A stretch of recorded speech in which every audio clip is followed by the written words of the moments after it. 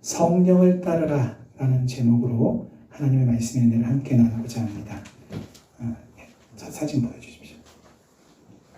여러분 이 새가 무슨 새일까요? 역시 우리 장로교 성도님들은 일살을 가지고 계십니다. 독수리. 근데 여러분 이 독수리가 얼마나 높게 나는지 모릅니다. 그 높게 날 수 있는 이유가 뭐냐면 보시다시피 지금 봤을 때 별로 안 커 보이잖아요. 근데 독수리 보신 적 있으시죠? 네. 독수리 저도 한번 실물로 봤는데 정말 깜짝 놀랐어요. 정말 큽니다. 앉아있을 땐 잘 모르는데 날개를 쫙 이렇게 피면 제 몸체보다 날개 양쪽 길이가 훨씬 길더라고요. 그래서 전 큰 날개를 펴고 바람이 확 불어오는 그 상승 기류를 탁 끌어안으면서 날개를 끌어안아요. 그러면 하늘 위로 쫙 비상하는 거죠. 그래서 그렇게 자기 힘으로 높이 팍 날개짓을 해가지고 올라가는 게 아니라 불어오는 바람을 두 날개로 다 끌어안을 때 그 바람의 힘으로 인해서 하늘 높이 치솟아 날게 되는 것입니다. 자, 저 날개 저와 여러분에게도 있습니다. 하나님의 자녀들에게도 높은 상공을 날 수 있는 두 가지 날개가 있으니 첫 번째 날개는 하나님의 말씀이요, 두 번째 날개는 기도입니다. 이것은 무엇을 의미하냐면 우리가 하나님 앞에 간구하는 그 기도의 깊은 세계로 들어갈 수 있기를 주님의 이름으로 축원합니다. 기도의 그 깊은 세계라고 하는 것은 단지 어떤 신비롭고 신령한 것을 쫓아가는 게 아니라 하나님의 말씀을 붙들고 그 말씀이 이루어지기를 위해서 기도하는 것. 그래서 말씀과 기도는 항상 두 날개처럼 함께 가야 합니다. 만약에 독수리가 한쪽 날개보다 다른 한쪽이 짧다면 어떻게 될까요? 바로 곤두박질 치고 말 것입니다.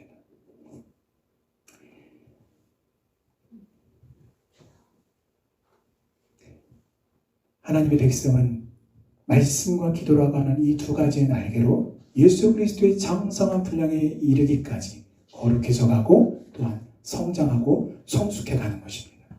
말씀을 듣고 깨달아요. 그리고 그 말씀에 순종할 때 어떻게 합니까? 이게 바람을 맞는 거예요. 하나님의 말씀을 듣고 그것을 깨닫고 그 말씀대로 순종하고 그 말씀이 이루어지기를 위해서 하나님 앞에 기도하며 기도 응답을 받겠죠. 기도 응답을 받고 또 그 기도 응답을 통해서 하나님의 말씀을 다시 붙들고 그래서 이 선순환이 계속해서 이루어질 때에 마치 독수리가 두 날개를 펴고 상공을 오른 것 같이 믿음으로 이 죄악이 가득한 땅을 박차고 올라서 기도하며 하나님의 임재를 체험할 때에 바로 높은 창공을 비상할 수 있는 것입니다. 그래서 어떻게 해요? 그 높은 하늘에서 믿음과 은혜의 상공에서 이 세상을 내려다보면서 거룩한 성도로서의 능력의 삶을 살 수 있는 것이죠. 그런데 이 능력의 삶이 뭐냐? 구체적으로 무엇이냐? 그것은 바로 하나님의 영광을 드러내는 삶, 하나님의 영광을 나타내는 삶이고 또한 이것을 가리켜서 또 다른 말로 어떻게 표현하느냐? 하나님이 우리를 창조하신 목적을 이루어드리는 그런 삶을 사는 거예요. 그래서 우리가 이것이 우리를 하나님의 자녀로 부르신 하나님의 목적이다라는 것입니다. 자, 그런데 이거를 싫어하고 방해하는 존재가 있죠. 마귀 사탄이에요. 마귀는 이런 하나님의 부르심을 받은 성도들을 방해합니다. 오늘 본문의 말씀을 통해서 성도가 믿음의 창공을 더 높이 날기 위해서 또한 그것을 가로막는 그 모든 것들을 오늘 본문의 말씀을 통해서 간파하시고 오직 믿음으로 승리하는 여러분 되시기를 주님의 이름으로 축원합니다. 이 세상에는요 먹이 사슬이라고 하는 게 있죠. 보세요. 호랑이, 멧돼지, 사슴, 독수리, 뱀, 개구리, 여치, 메뚜기인가요? 쥐도 보이고요. 그 밑에 식물들이 있습니다. 자, 가만히 보시면 복잡한 것처럼 보이지만 예를 들어 보겠습니다. 저 그림에서 여러분 보실 때 오른쪽 편에 뱀이 중간에 있죠. 자, 뱀이 잡아먹는 것 중에 뭐가 있습니까? 개구리하고 쥐가 있네요. 자, 만약에 이 뱀 앞에, 그러니까 개구리가 이렇게 가다가 뱀을 만났어요. 뭐 간혹 살기도 하는데 자, 잡아먹힐 확률이 높을까요? 살아날 확률이 높을까요? 왜죠? 먹잇감이니까. 그렇죠. 먹잇감이니까. 우리는 그 먹잇감을 가리켜서 저 관계를 어떻게 표현하냐면 천적이다. 하늘에서 내린 적이에요. 그러다 보니까 당해낼 재간이 없어요. 그래서 그 앞에만 서면 어떻게 몸이 굳어버리고 도망가지를 못하는 거예요. 그러니까 잡아먹히는 거죠. 저런 먹이사슬의 관계가 있습니다. 요거를 머릿속에 잘 넣어두시고요. 계속해서 말씀을 한번 보겠습니다.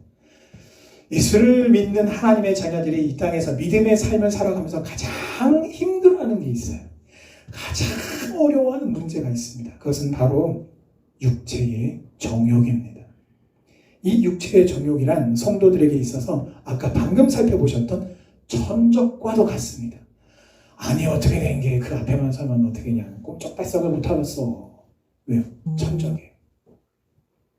1대1로 붙어서 어떻게든 상대해보려고 하는데 싸워보면 결국 자꾸 지더라고요. 왜냐하면 육체의 소욕, 육체의 정욕이란 적이 바깥에 있는 게 아니라 어디 있어요? 내 안에 있어요. 내 안에 적이 있는 거예요. 그래서 어떻게 해요? 열심히 내가 하나님의 자녀로 정말 믿음을 가지고 싸워보려고 야 나와 하고 싸우러 딱 나갔는데 세상에 내 안에 적자가 있네요. 내 통자가 내 안에 있네요. 어떻게 해요? 나도 내 마음을 어떻게 할 수가 없어. 근데 그 마음이 어떤 마음이에요?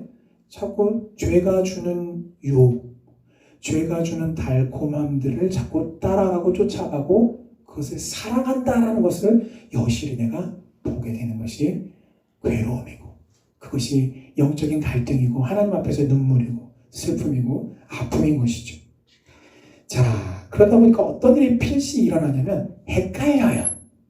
네? 믿음의 삶을 살다 보면 헷갈려요. 나 정말 구원받았나? 나 분명히 나는 예수님 영접했고 예수님이 나의 구주이시다라는 믿음도 있고 분명히 나 예수님 영접했고 내가 하나님의 자녀가 분명한데 뭘 보고 분명하면 내 결심이 내 결단이 그렇다라는 거예요. 내 마음이 진실해요. 하나님을 향해서. 근데 뭘 볼 때마다 내가 정말 구원받았나 싶을까요? 내 삶의 모습들을 보면 정말 구원받는 사람이 맞나 싶을 때가 항상은 아닌데 있다라는 거죠. 그러다 보니까 어떤 일이 벌어집니까? 헷갈리자고 하죠. 대표적인 인물이 성경에 등장합니다. 베드로. 예수님이 베드로를 향해서 베드로야 오늘 네가 새벽닭이 울기 전에 나를 모른다고 3번 부인할 것이다. 그랬더니 베드로가 어떻게 합니까? 아유 주님 정말 그렇습니까? 죄송합니다. 미리 사과드리겠습니다. 이랬어요? 안 그랬어요. 복음서마다 살짝 다르게 기록이 되어 있는데 앞으로 보면 어떻게 베드로가 어떻게까지 얘기하냐면 예수님 그 무슨 섭섭한 말씀하십니까? 섭섭하다는 단어는 성경에 없어요. 하지만 분명히 그 뉘앙스를 보면 베드로가 그런 식으로 얘기를 했어요. 아유 예수님 무슨 말씀이세요? 저는 절대로 예수님 부인하지 않아요. 그러면 다른 복음서에 이렇게 써놨습니다. 다 부인할지라도 거기 다가 누구예요? 나를 뺀 다른 제자들, 다른 사도들, 여기 이 자리에 같이 있는 사도들을 예수님 다 부인할지라도 나만큼은 예수님과 함께 오게도 갇히고 죽는 데에도 같이 가겠습니다. 여러분 여기서 우리가 생각해 볼 게 있어요. 고민해 볼 게 있어요. 베드로의 이 고백이 진실이었는가 아니면 거짓이었는가 이것을 한번 고민해 봐야 됩니다. 베드로의 이 고백은요 진실한 고백이었어요. 이 마음과 중심은 그 누가 뭐라고 해도 예수님을 향한 베드로의 순해 보였고요. 진실한 마음이었어요. 근데 여러분 그 진실한 고백과 결단이 얼마나 예수님이 그렇게까지 얘기했으면 베드로가 이를 악물고 고백을 했겠습니까? 절대로 부인하지 않을 것입니다. 아마 이랬을 거란 말이죠. 근데 어떻게 됐습니까? 파도 앞에 무너지는 모래샘과 같이 와르르르 그냥 다 무너져 버리고 말았어요. 그리고 새벽닭이 꼬끼우라고 울 때 베드로가 어떻게 됐죠? 정신적인 충격을 받고 트라우마에 빠졌어요. 내가 그렇게까지 주님 앞에서 결단하고 절대로 그렇지 않다라고 얘기를 했는데 예수님 말씀대로 자기가 예수님을 3번이나 모른다고 부인하고 마지막엔 저주까지 했죠. 성경에서 말하는 육체의 정욕은요, 참 다양합니다. 오늘 본문에만도 여러 가지 육체의 정욕에 대한 부분들이 나오는데요. 하지만 아무리 다양한 그런 모습들과 얼굴을 갖고 있다고 해도 그 정체는 딱 한 가지입니다. 딱 한 가지예요. 그게 뭐냐면 바로 자기 사랑입니다. 자, 저를 따라 하실까요? 자기 사랑. 자기 사랑이에요. 그 정체가. 육체의 정욕의 정체는 자기를 사랑하는 거예요. 하나님은 인간을 창조하시면서 하나님도 사랑하고 나도 사랑하도록, 그게 아니라 하나님만 사랑하도록 우리를 창조하셨습니다. 그러다 보니까 성경을 66권을 눈 이렇게 다 뒤집어서 살펴봐도 너 자신을 사랑하라라는 말씀은 단 한 구절도 없습니다. 대신에 오직 주 너의 여호와 하나님을 사랑하라, 하나님만을 사랑하라라는 말씀이 창세기부터 요한계시록까지 빼곡하게 들어차 있습니다. 왜요? 우리가 경험하는 대부분의 인생의 문제들은요, 바로 자기 사랑이라고 하는 어리석은 덫에 우리가 걸려들 때에 발생합니다. 근데 오빠, 우리는 그걸 어떻게 해요? 그 덫에 우선 걸리지 말아야죠. 근데 우리는 어떤 식으로 생각을 하냐면, 성경적으로 생각하기보다 내 생각이 옳다라는 방식으로 자꾸 문제를 해결하려고 해요. 근데 성경적인 방법이 뭐냐?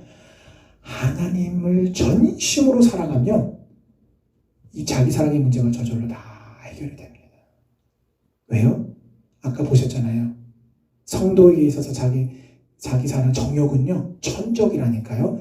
내 힘으로 어떻게 할 수가 없다니까요. 그냥 무너진다니까요. 안 된다니까요.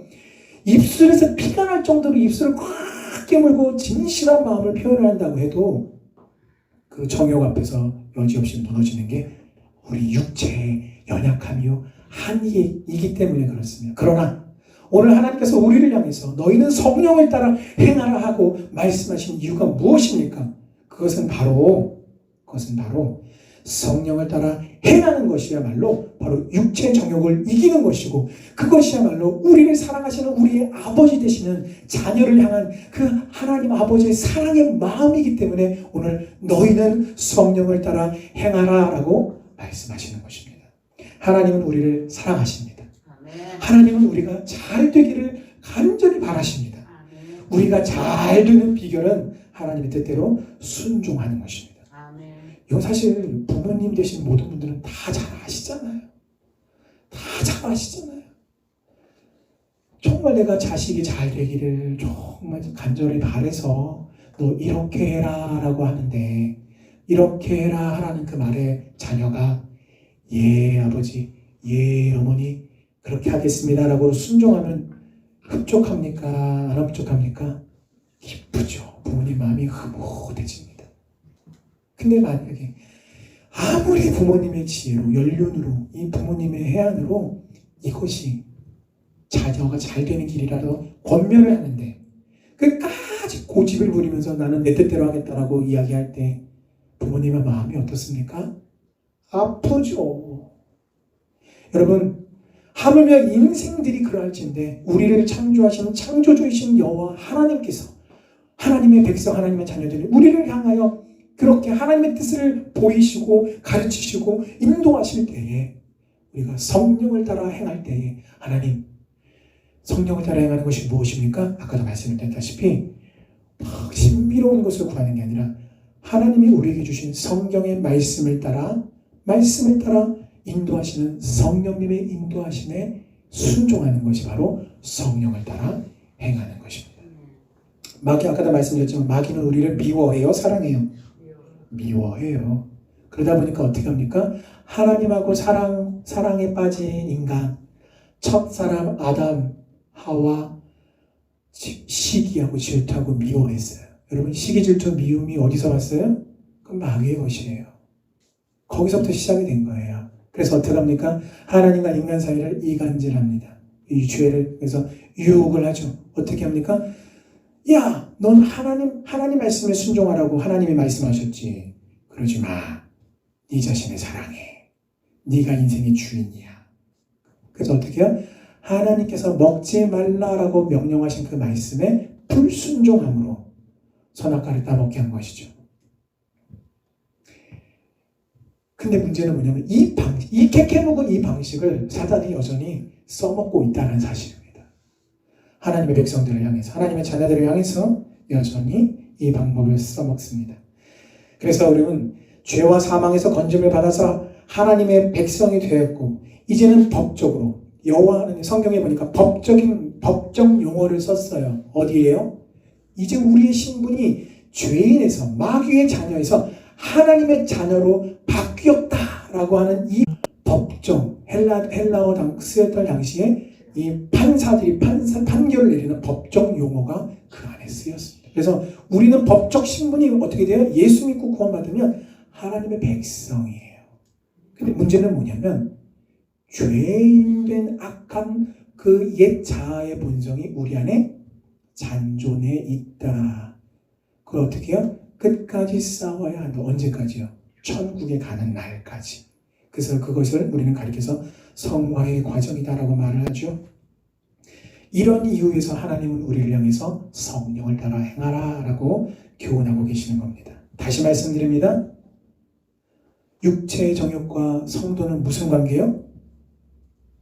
그쵸? 다시. 육체의 정욕과 성도는 무슨 관계요? 천적. 이길 수 있어요, 없어요? 우리 힘으로 못 이겨요. 자, 그러면 우리가 이기려면 어떻게 해야 돼요? 육체의 정욕의 천적을 모시고 오면 돼요. 그 육체의 정욕의 천적이 누구세요? 성령님. 그래서 우리가 성령을 따라 행할 때의 육체의 정욕은 자연스럽게 영향력을 잃어버리고 죽은 것처럼 되는 거예요.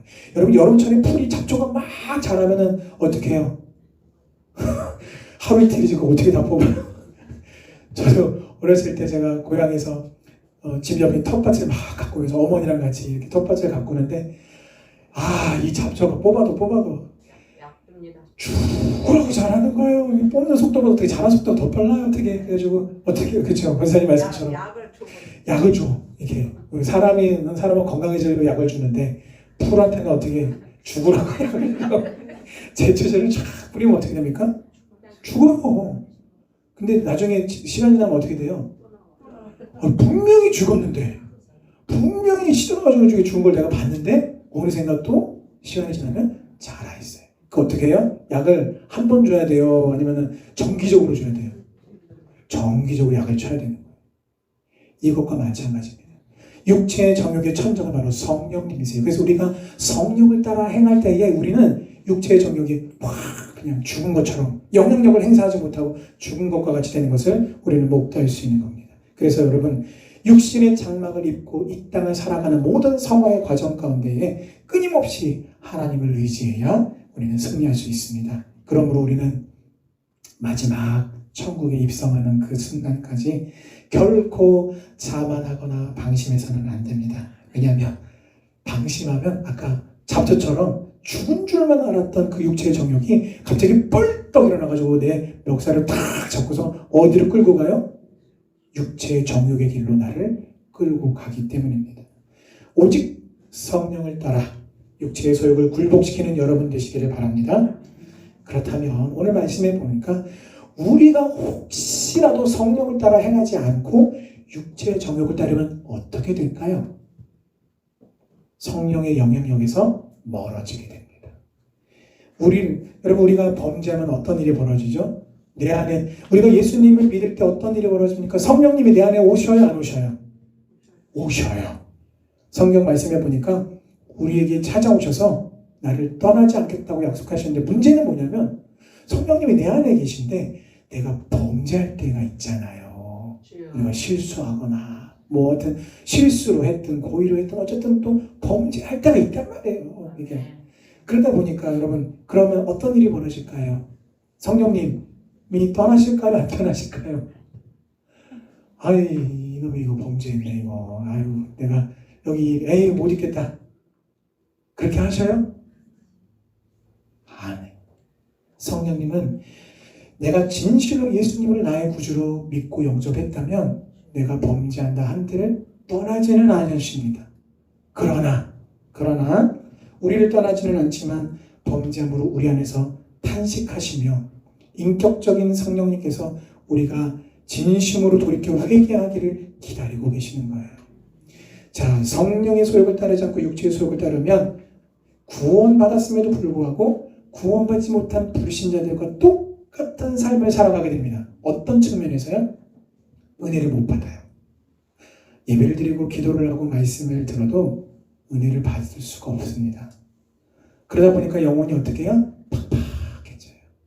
팍팍해지고 그 영혼이 하나님의 은혜가 충만하게 내려서 이 풍성한 촉촉함을 누리는 게 아니라 메마름을, 영혼의 메마름을 안고서 신음하며 살아가는 그 신자에게 하나님의 말씀은 과거에는 은혜 가운데 있을 때는 성령님의 인도하심 가운데 있을 때는 그 말씀이 시편 기자와 같이 하나님 어쩌면 그 말씀이 송이꿀보다 이렇게 답니까? 라고 고백했던 내가 육체의 소욕 가운데 빠져 들어가게 되는 하나님 말씀이 부담스러우게 돼요. 그리고 어떻게 느껴집니까? 나를 올가매는 올가미처럼 그렇게 느껴지게 됩니다. 이러한 범죄 속에서 마치 구원받지 못한 사람처럼 살아가면서 하나님의 영광을 가리우고 또한 하나님을 근심시키며 하나님을 근심시키면 누구를 기쁘게 하는 걸까요? 마귀를 기쁘게 하는 것이죠. 그런 삶을 살게 되는 것입니다. 이것이 바로 죄가 주는 결과이고 육체의 정욕은 우리를 거기까지 데려가려고 하는 거예요. 잠깐 마실 갔다가 이제 힘들면 들어가가 아니라 죄의 육체의 정욕은 목적이 있어요. 반드시 그 죄의 자리까지 우리를 끌고 가는 거, 강력한 힘으로, 천적과 같은 힘으로 우리를 쥐고 그 죄의 자리로, 하나님의 은혜에서 멀어지는 그 자리로 우리를 끌고 가는 것이 육체 정욕, 죄의 목적인 것입니다. 그래서 여러분, 죄가 주는 은밀한 기쁨이 있을까요? 없을까요? 죄가 주는 즐거움이 있을까요? 없을까요? 없다고들 생각하시는데 있습니다. 있어요. 낚시를 하면 가만히 생각해 보세요. 낚시할 때 그냥 낚싯바늘만 그냥 물에다 집어넣어서 낚시하나요? 뭐를 매달죠? 밑밥. 그거를 집어넣으면 물고기가 낚싯바늘을 봐요? 아니면 미끼를 봐요? 미끼를 보면서 물고기가 무슨 생각할까요? 맛있겠다 라고 생각하는 거죠. 똑같습니다. 죄가 우리를 성도들을 유혹하고 죄로 육체 정욕으로 유혹할 때는 이러한 기쁨, 이러한 즐거움으로 하여금 기대함을 하게 만듭니다. 그리고 그것을 콱 물 때, 그 죄를 지을 때에 마치 물고기를 탁 낚아채서 물 위로 팍 끌어올리면 어떻게 돼요? 물고기가 땅 위에서 포덕포덕 그리고 나중에 숨을 헐떡헐떡이다가 어떻게 합니까? 결국 죽어요. 우리 영혼이 마치 그렇게 죄를 탁 물면 죽은 것처럼 그렇게 되어버린다는 것이죠. 여러분, 그러나 하나님은 우리를 사랑하시며 우리의 진정한 행복이 되십니다. 할렐루야.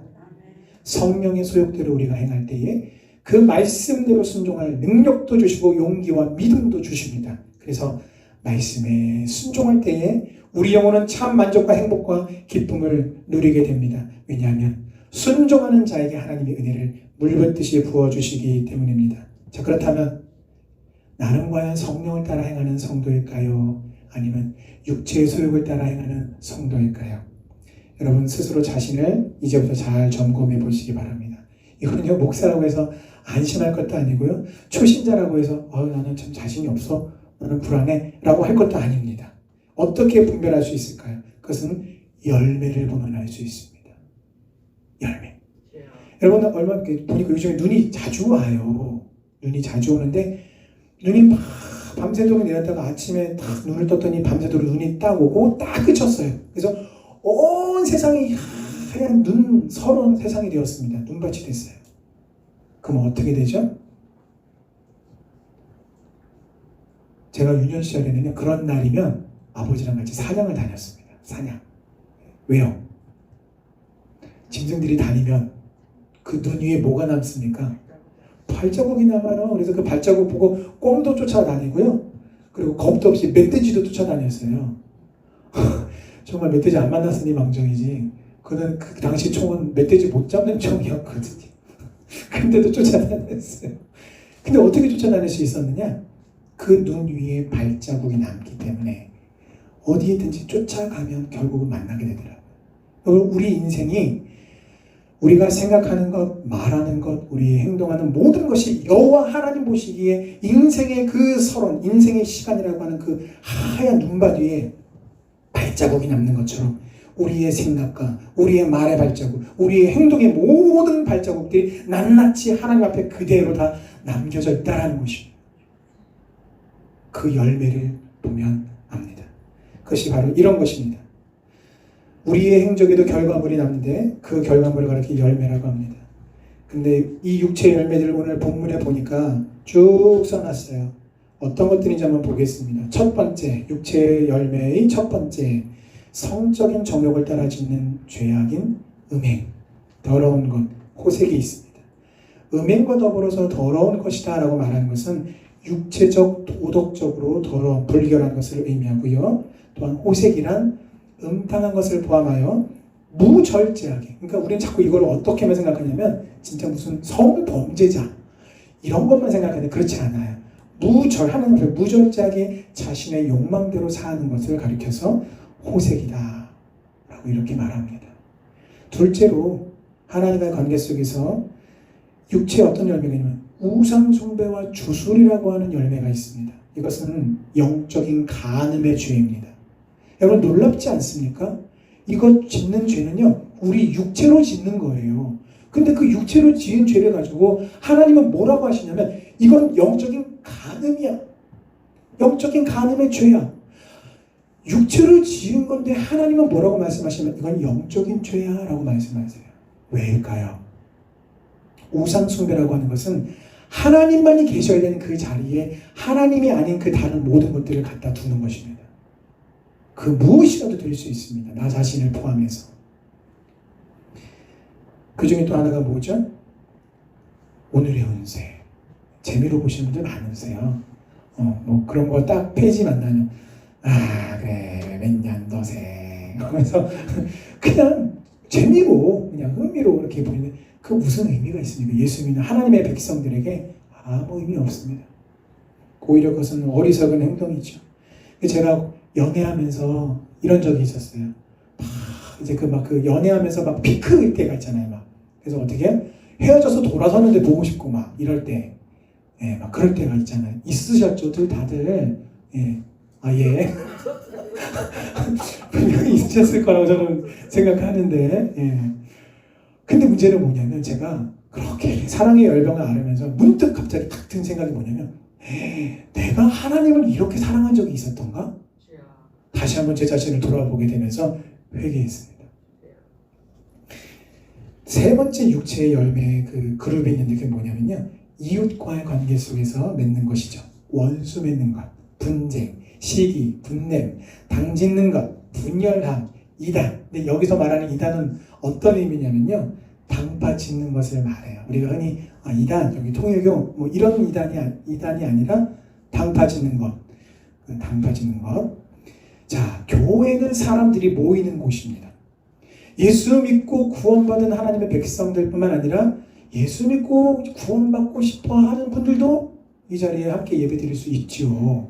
자, 그러나 완벽한 사람은 아무도 없습니다. 왜냐하면 우리 모두가 다 예수님의 장성한 분량에 이르도록 성령님의 인도하심이 필요한 불완전한 사람들이기 때문입니다. 따라서 우리는 한 사람도, 이 목사를 포함하여 한 사람도 예외 없이 모두가 다 성령님의 인도함을 받아야 합니다. 그런데 만약에 그 성령님의 인도함이 아니라 육체의 정욕에 이끌려서 인도함을 받는다면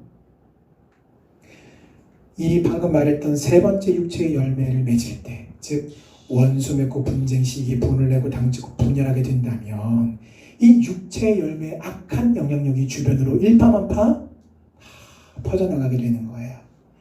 여러분, 사람이 제가 전에 제가 아는 후배 목사를 신방을 갔는데 병원으로 갔어요. 지금 저기 고속버스 터미널에 있는 세브란스 병원 있죠? 세브란스 병원에 갔는데 림프암에 이 목사님이 림프암에 걸린 거예요. 그래서 무균실에 들어가 있었어요. 무균실. 이 무슨 말이냐면 내 몸의 면역력이 다 사라져서 그 작은 병균 바이러스라도 내 몸속에 침투해 올 때 그거를 T세포라고 하는 이 세포가 가서 잡아먹어줘야 되는데 그러한 경찰 역할을 하는 군대 역할을 하는 이 세포가 내 몸에서 다 사라져 버린 거예요. 그러다 보니까 어떻게 해요? 무균실이라고 하는 그 안에 들어가 있는데 면회를 갔더니 세상에 이 문도 따르고요. 가운데 갔더니 이렇게 유리 가운데가 유리로 막혀 있어요.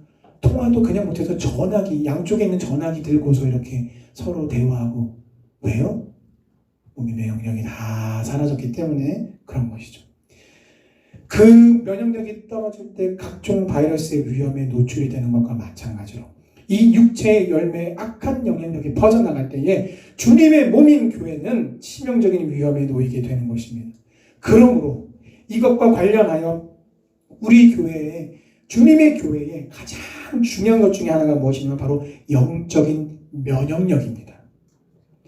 그래서 우리는 여러분 이 육체에 원수 맺는 것, 분쟁 시기, 분냄, 당짓는 것과 분열하는 문제로부터 우리는 완전히 자유할 수는 없어요.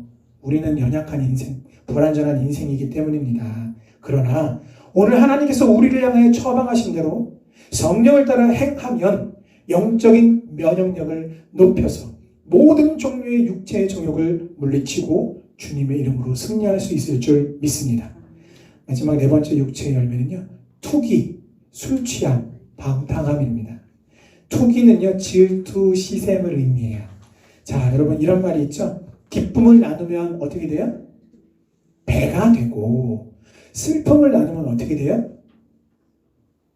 혹시 못 들어보셨나요? 네. 그렇죠. 반으로 줄어든다. 기쁨을 나누면 배가 되고 슬픔을 나누면 반으로 절반이 된다라는 말이 있습니다. 그런데 안타깝게요. 제가 전에 이렇게 많은 교회들 사역을 하면서 이 말이 이게 왜곡돼가지고 막 도는 거를 제가 들었어요. 너무 가슴이 아팠습니다. 기쁨을 나누었더니 시샘이 돼서 돌아오고 슬픔을 나누었더니 어떻게 해요? 흉이 돼서 돌아온다. 이게 공동체 안에서 공공연하게 쉬쉬하면서 하는 말들이 그런 말들이라. 무슨 뜻이냐면요. 어떤 자랑하거나 혹시 기뻐할 만한 것들을 이 구역이나 공동체 안에서 나눴단 말이에요. 근데 어떻게 해요? 지만 잘났어? 이런 식으로 시샘하고 공격하는 거예요. 그리고 어떻게 해요? 나 이런 아픈 일이 있었어요 라고 얘기하면 아이고 이런 식의 흉보는 것이 되어서 다시 그 사람의 귀로 들어오게 된다는 거예요. 이게 왜 일어납니까? 성령을 따라 행하지 않고 육체를 따라 행하면 반드시 그렇게 됩니다. 우리는요 오히려 그렇게 해서는 안 됩니다. 성령을 따라 행한다면 우리는 말씀을 붙들고 기쁜 일이 있고 또한 감사할 일이 있을 때 우리는 어떻게 그런 지체들이 그것을 나누면 어떻게 합니까? 함께 기뻐하고 하나님께 함께 감사 기도를 드리고 하나님 할렐루야 하나님 영광 받으옵소서라고 함께 기도하며 기뻐해야 합니다. 또한 슬픈 일이 있을 때는 어떻게 합니까? 함께 울어주고 함께 위로하고 하나님 앞에 간절히 기도하기를 하나님 이 당한 슬픔과 아픔을 하나님 돌아보시고 불쌍히 여겨주옵소서 도와주시옵소서라고 지체들이 온전히 마음을 합하여서 함께 기도하는 것이 바로 성령을 따라 행하는 올바른 모습일 것입니다. 이런 장락교회가 되시기를 주님의 이름으로 축원합니다. 또한 술 취하는 사람들이 많이 모인 것은 어떻습니까? 떠들썩하죠. 자, 어떤 교회를 가든 청년이든 장년들이든 이 문제가 좀 시끄러운 교회들이 있어요. 술 마시는 거, 담배 문제, 연초 문제, 술 문제. 왜 시끄럽냐? 먹으면 안 된다. 무슨 소리냐? 먹어도 된다. 성경에 어디 뭐 그런 말이 있느냐? 이런 식으로 자꾸 공방이 이루어지는데 여러분 이것은요 그런 먹느냐 마느냐 먹어야 되느냐 가능한 이 문제가 아니라 이 문제의 포인트는 하나님을 사랑하느냐 사랑하지 않느냐의 문제인 것입니다. 여러분 이걸 가지고 무조건 술, 담배 하시는 우리 신앙이 약하신 이제 새신자의 분들 혹은 초신자의 분들 중에는 술, 담배 문제를 아직 해결하지 못하신 분들이 있을 수 있어요. 근데 그것을 향해서 당신은 술을 마시고 담배를 피니 당신은 구원받지 못했어. 이렇게 얘기하는, 이렇게 해서 정죄하는 것이죠. 이것은 결코 성경적이지 않습니다. 오히려 그분의 연약한 우리가 품어주고 그분이 더욱더 주님을 더 사랑하여서 그 문제를 이겨낼 수 있도록. 여러분, 주님 사랑하면 그 모든 것 옆에서 뜯어말리지 않아도요, 자기가 알아서 버려요. 왜요? 술보다 주님이 더 좋고 담배보다 주님이 더 좋기 때문에 그렇습니다. 근데 이 문제를 이렇게 말씀을 드리면 이걸 또 악용하시는 분들도 있더라고요. 아, 그래요? 그럼 제가 이제부터 좀 자유할 수 있겠습니다 하고 술, 담배 문제를 거리낌 없이 그냥 본인 스스로 그렇게 자유함을 누리는 분들이 계세요. 그러나 여러분, 이것은 하나님의 구원의 은혜가 얼마나 값지고 얼마나 귀한 것인지를 모르기 때문에 하찮게 여기는 것입니다. 그리고 그것은 결과적으로 예수님을 인격적으로 만난 적이 없음을, 구원받은 적이 없음을 증명하는 것입니다. 따라서 이상과 같은 지금까지 살펴봤던 육체의 열매를 맺는 자들은 하나님의 나라를 유업으로 받지 못합니다. 왜냐하면 구원받은 적이 없기 때문입니다. 그러나 여러분, 분명히 기억하십시오. 구원받았음에도 불구하고 방금 살펴봤던 이런 육체의 열매를 맺으면서 살아가는 사람도 있다는 것입니다. 그들을 구원받지 못한 사람이든 구원받았으나 육체의 소욕을 따라 사는 그런 사람이든 그들 모두에게 필요한 것은 바로 예수님의 십자가입니다. 세 번째입니다. 마지막 세 번째인데요. 성령의 9가지 열매. 육체에만 열매가 있는 게 아니에요. 성령의 소욕에도 열매가 있습니다. 우리가 이 9가지 열매에 대해서는요, 다음 기회에 더 구체적으로 살펴보기로 하고요. 자, 내 마음과 말과 행동 속에 이 9가지의 열매가 자라고 있는지를 살펴보십시오. 그리고 나서 우리가 넘어가야 할 과정이 있습니다. 그것은 바로 그리스도인으로서의 정체성을 분명히 아는 것입니다. 여러분, 정체성은 중요합니다. 왜요? 적군인지 아군인지. 예수 그리스도 안에서는 우리 모두가 다 아군이에요. 주님 안에서는 적군은 없습니다. 예수님을 나의 구주, 나의 하나님으로 영접한 하나님의 교회, 하나님의 자녀들 안에서는 다 아군입니다. 그리스도께 속한 사람이 되기 위해서는 반드시 구원의 사건을 경험해야 합니다. 이것을 다른 말로 풀어서 설명해 드리겠습니다. 여러분, 예수님의 십자가를 경험하셨습니까? 이 질문에 예, 경험했습니다라고 답변하실 수 있어야 돼요. 이 질문을 똑같은 질문인데 다른 말로 바꿔서 다시 질문해 보겠습니다. 여러분, 구원의 확신이 있으십니까? 아멘. 다른 말로 똑같은 말을 다시 바꿔서 질문 드리겠습니다. 여러분, 지금 당장 내가 죽는다면 천국에 가실 확신이 있으십니까?